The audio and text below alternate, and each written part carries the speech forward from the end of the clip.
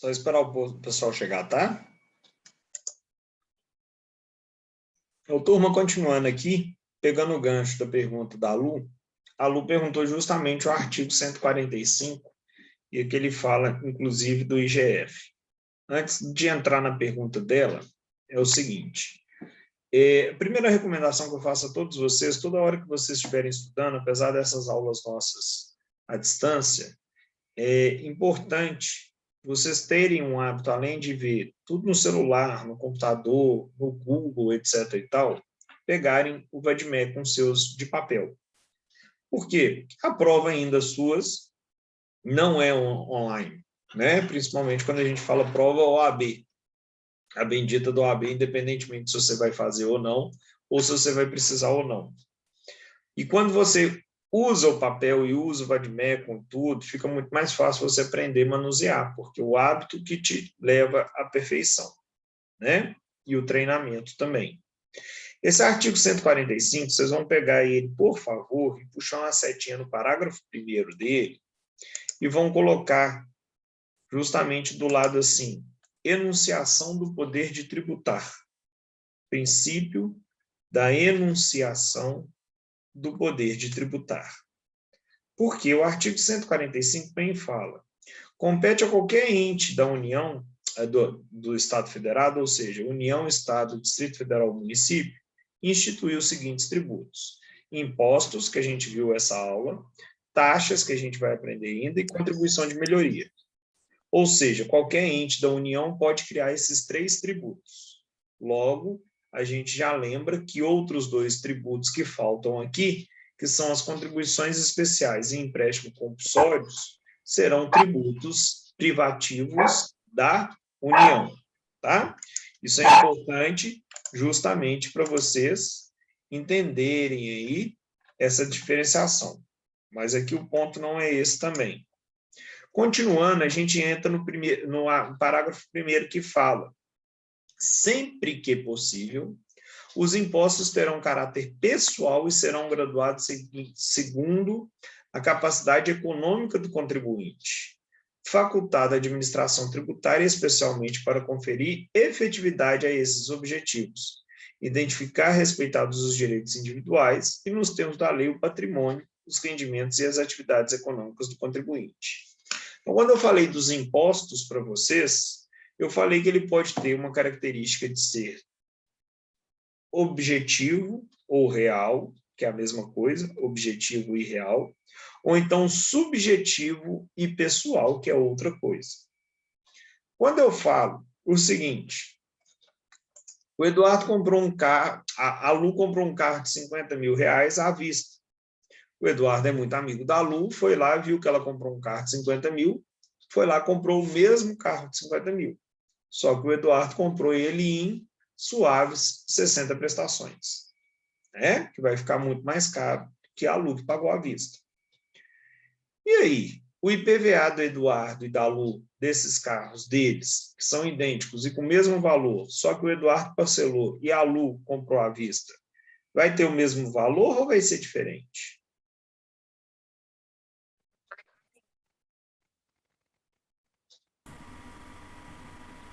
Você fala em perspectiva de desconto, professor, na hora de pagar? Nós temos o mesmo carro, só que o meu é todo financiado, o seu é pago à vista. Ah, não, Pegou imposto é o mesmo. o boleto do IPVA, nós vamos pagar o mesmo valor? O que você acha? Sim, acho Por que sim. É, quê? talvez a... Não, porque IPVA, não... sim. E É, por quê, porque gente? eu não sei... Porque não pode ter diferenciação. O tributo é o mesmo para todos, Eduardo. Uai, mas coitado do Eduardo, ele comprou financiado, que ele não tem dinheiro igual a Lu tem, e aí? Não, não tem nada a ver com IPVA com isso, não. Pois é, nesse A exemplo vocês estão tributação é sobre o. certas, Ah, exatamente, neste exemplo vocês estão certas, e simplesmente aqui não considera a condição econômica nem do Eduardo e nem da Luciana, da Lucélia, desculpa. Por que não considera? Porque não me interessa. Porque eu tenho uma característica aí do imposto aí, observar a questão o quê? Real ou objetiva. Não me interessa quem comprou e como comprou. O que me interessa é o que comprou. Agora, eu tenho uma outra situação onde o Eduardo é casado, tem filha, paga plano de saúde, paga escola, paga não sei o quê, paga não sei o quê. A Lu é solteira, não tem filho, não tem despesa, não tem nada. O Eduardo ganha 10 mil por mês e a Lu também ganha 10 mil por mês. No final do ano, a gente vai fazer um encontro de contas para fazer o imposto de renda. Quem que vai ter uma restituição melhor? O Eduardo, que tem um tanto de despesa comprovada, ou a Lu, que não tem despesa nenhuma comprovada? O Eduardo. Então, neste caso, o imposto de renda, ele tem uma situação que ele considera o quê? O caráter subjetivo ou pessoal de cada contribuinte. Então, quando eu falo do princípio da enunciação do poder de tributar, é porque no direito tributário deveríamos, e aí é a briga política que a Lu perguntou e que eu estou entrando nela agora, deveríamos sempre primar pela capacidade econômica das pessoas para tributar. Só que no Brasil, a única coisa que leva isso mais em consideração é tão somente o quê? O imposto de renda. Ah, então quer dizer que a tributação no Brasil é toda errada. Não, gente, depende da forma como a gente enxerga. Ah, professor, mas lá nos Estados Unidos é uma beleza, porque a gente vai lá, a gente compra tudo mais barato. Lá nos Estados Unidos, o consumo é muito pouco tributado. Mas, em contrapartida, lá, o patrimônio é extremamente tributado. Exemplo, lá, quando falece um patriarca ou uma matriarca, quase metade do patrimônio vai para o Estado. O imposto de transmissão lá chega a bater quase 50%. Aqui no Brasil, o nosso ITCD é 5%. Então, são questões econômicas e políticas. Tá? E aí, entrando em outra situação que a Lu perguntou, é justamente sobre o famoso IGF. Há previsão constitucional, no artigo 153 da Constituição, que fala lá que caberá à União criar um imposto sobre grandes fortunas. E aí, cuidado, eu já falei isso e repito isso 300 mil vezes.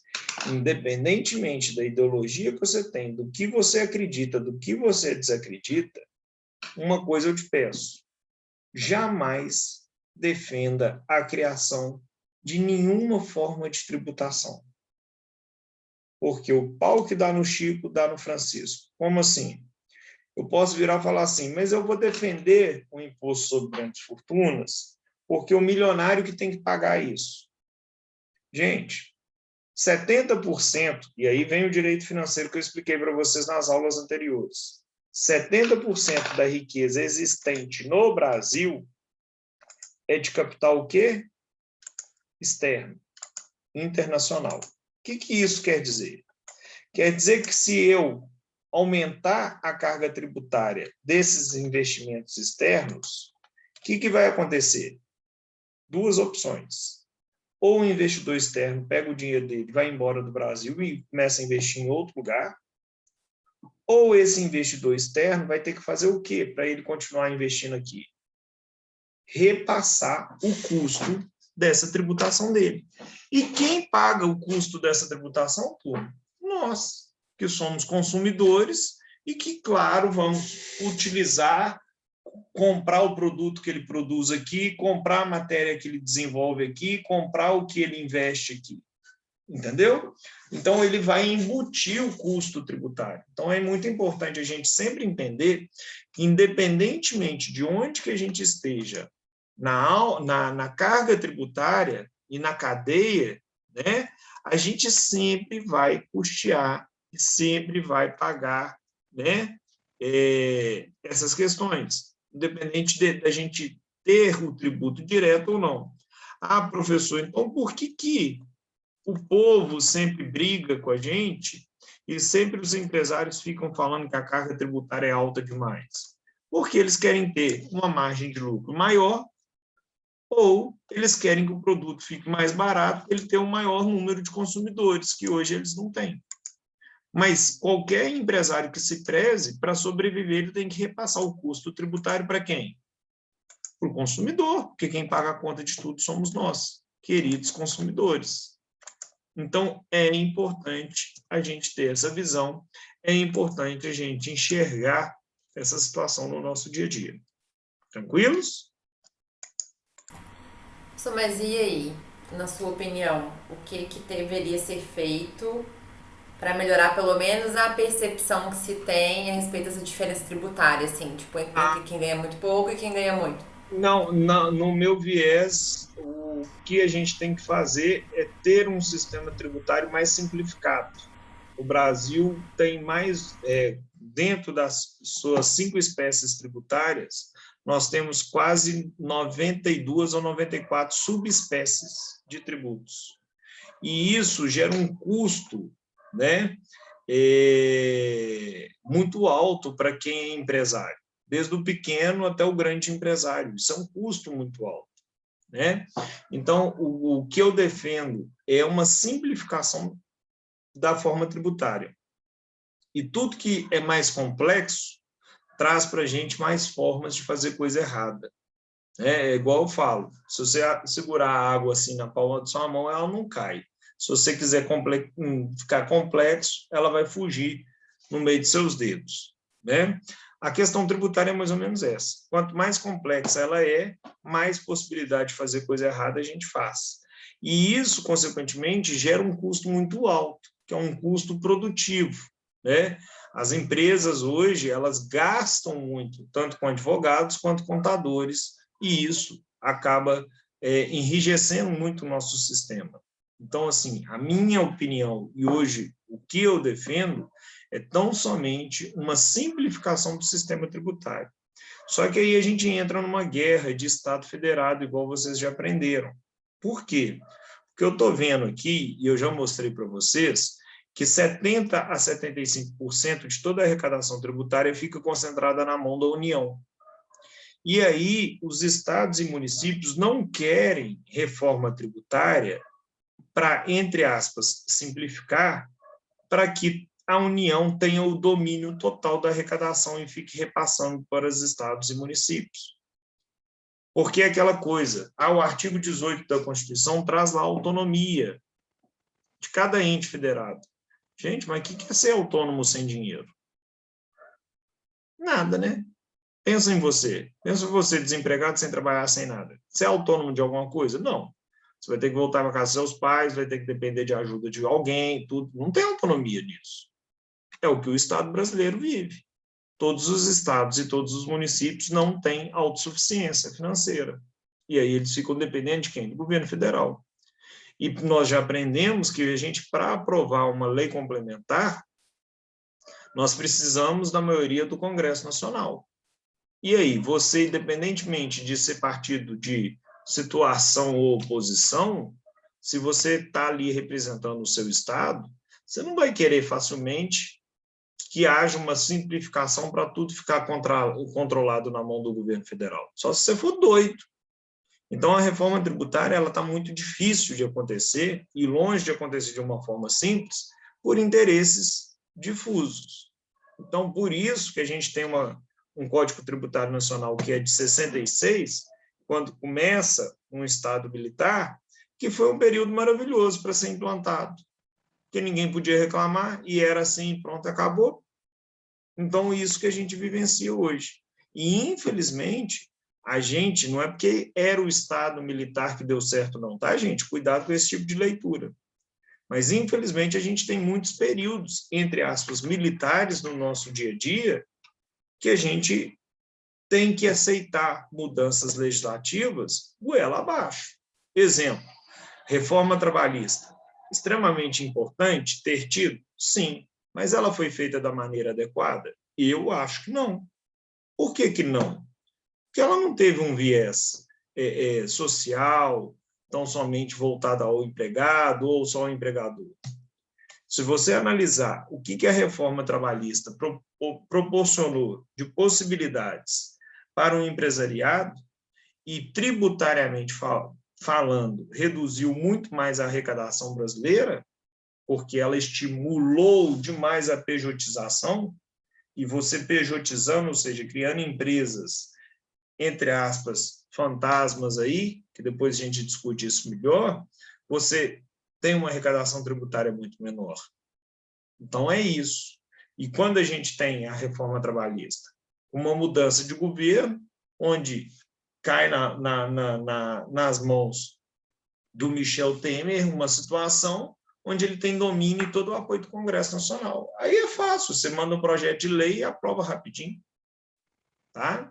Então, essa é a dificuldade que a gente vivencia em uma reforma tributária. Mas o que eu penso, e para dar certo, seria tão somente simplificar o sistema. E há caminhos transversos, a gente tem feito isso. Quando eu falo a gente, não é o governo A, B ou C, mas há isso. O Simples Nacional é uma possibilidade de simplificação, o MEI, que é o microempreendedor individual, está ajudando demais, mas tudo que o governo dá com uma mão, ele está puxando com a outra. E aí a gente vai trabalhar isso tudo aqui. Tranquilo? Tranquilo. Mais alguma dúvida, turma? Fica à vontade.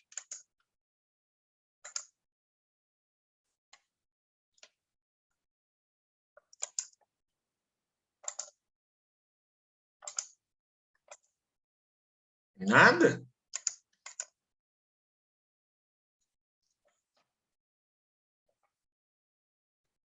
Eu estou satisfeita.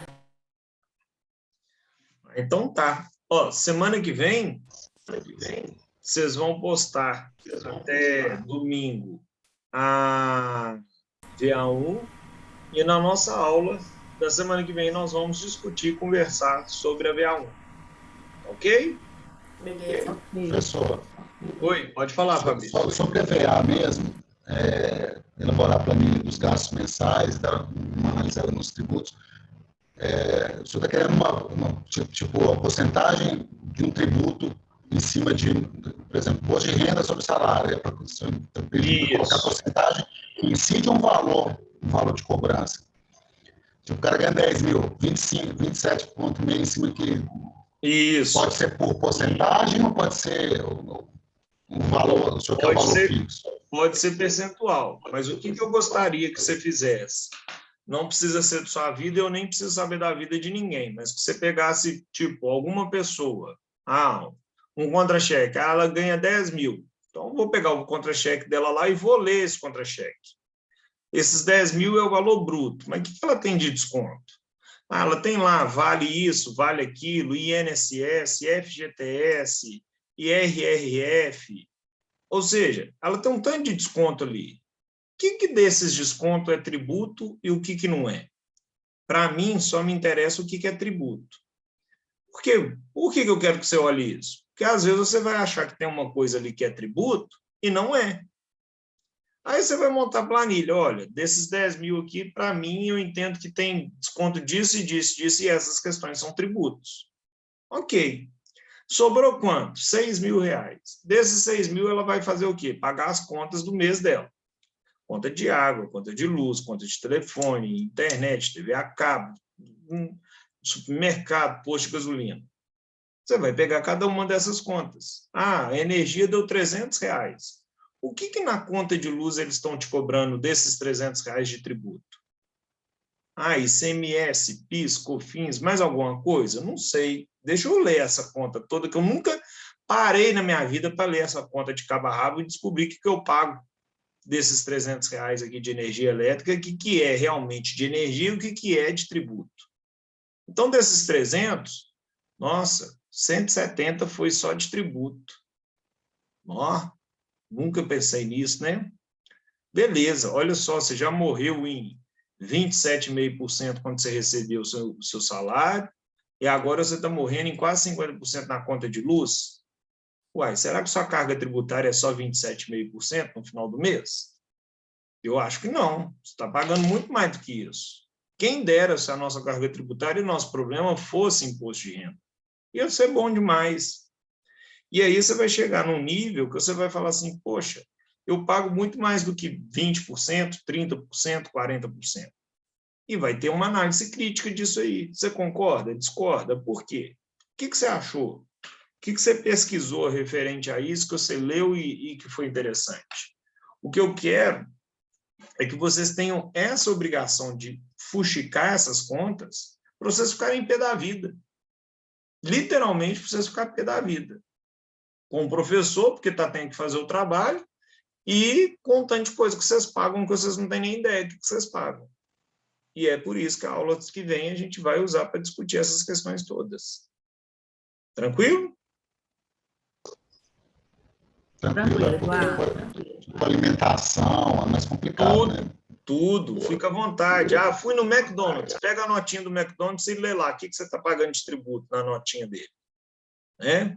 Fui comprar, sextou, fui comprar lá uma picanha e uma caixa de cerveja. Você vai ver que seu primeiro convidado na sua casa é o Estado. Metade do preço da cerveja é de tributo. Né? Pois é. Tranquilo, turma? Obrigada, Eduardo. Um beijo para vocês. Obrigada. Uma excelente Outro semana aí para vocês e saúde e paz aí para todos vocês. Qualquer coisa é só me chamar aqui no Zap. Obrigada. Beijão. Beleza, boa noite aí, obrigado. Tchau.